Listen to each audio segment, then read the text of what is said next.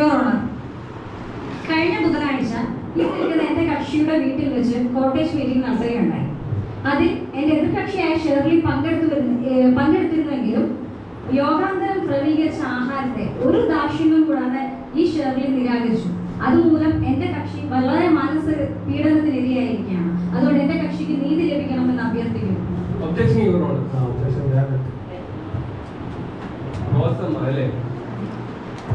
കഴിഞ്ഞ ബുധനാഴ്ച നടന്ന കോട്ടേജ് മീറ്റിംഗ് പകലാണോ രാത്രിയാണോ? അതിന്റെ രാത്രിയിലാണോ സാധാരണ കോട്ടേജ് മീറ്റിംഗ് നടക്കാറ്?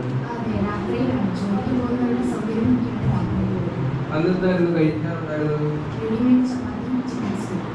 Readymade chapati. Your honour, 20 points. Objection your honour. Objection എന്തായിരുന്നു?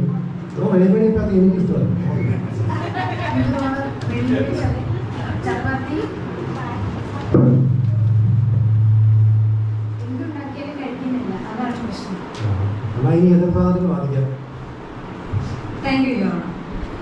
എന്റെ കക്ഷി സ്നേഹത്തോടെ നൽകിയ ആഹാരത്തെ നിങ്ങൾ മനഃപൂർവ്വമായി നിരാകരിച്ചു എന്ന് ഞാൻ പറഞ്ഞാൽ നിഷേധിക്കാൻ പറ്റുമോ? യുവർ ഓണർ, ഇത് ഈ കേസ്. എന്നാൽ ഇതുപോലെ പല വീടുകളിലും ചെന്നിട്ട് ആഹാരം കഴിക്കാതെ പല വ്യക്തികളെ ഇതുപോലെ മാനസിക പീഡനത്തിന് ഇരയാക്കിയിരിക്കുകയാണ് എന്റെ എതിർകക്ഷി.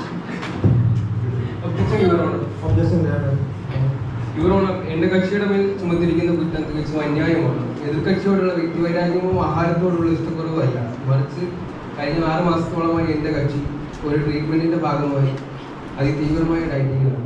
എല്ലാ ദിവസവും ഉച്ചയ്ക്ക് 2 മണിക്ക് ശേഷം എന്റെ കക്ഷി മുറി പട്ടിണിയാണ്. അല്ല യുവർ ഓണർ, എന്റെ കയ്യിൽ മെഡിക്കൽ റിപ്പോർട്ട്സ് ഉണ്ട്, അത് ഞാൻ ഇവിടെ സമർപ്പിക്കുന്നു.